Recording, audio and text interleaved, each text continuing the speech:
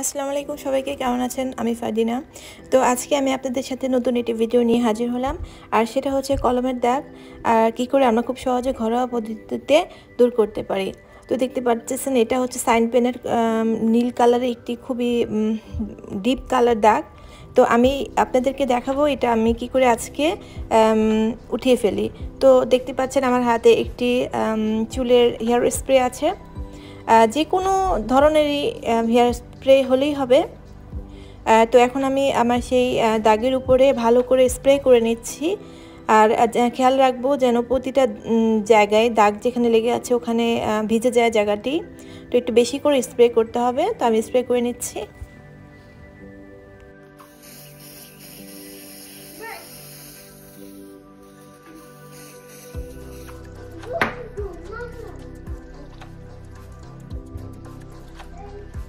আমার এই জায়গাটা সুন্দর মতো স্প্রে করা হয়ে গেছে। তো দেখতে পাচ্ছেন। তো এখন আমি এখানে আমাদের ঘরের যে কোনো একটি গুঁড়া সাবান ইউজ করব।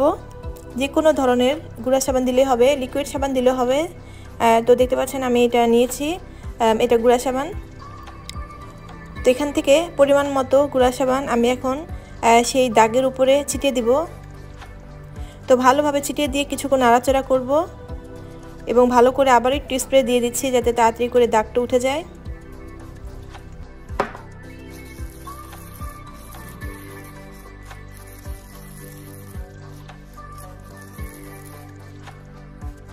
তো ফ্রেন্ডস এই পর্যায়ের কাজ শেষ। তো এখন নেক্সট স্টেপ।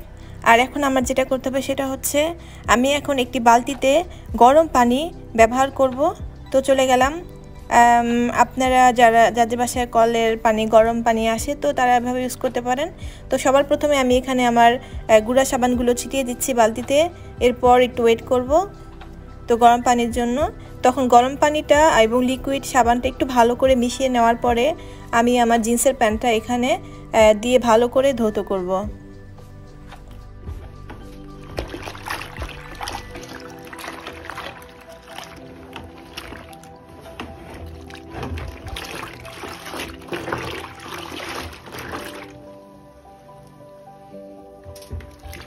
ভিজিয়ে নেওয়ার পরে আমি অবশ্যই সেই জায়গাটায় আপনার ভালো করে হাত দিয়ে ঘষিয়ে একটু ধুয়ে নিব, তাহলে একটু পরেই আর কি দাগটা উঠে যাবে।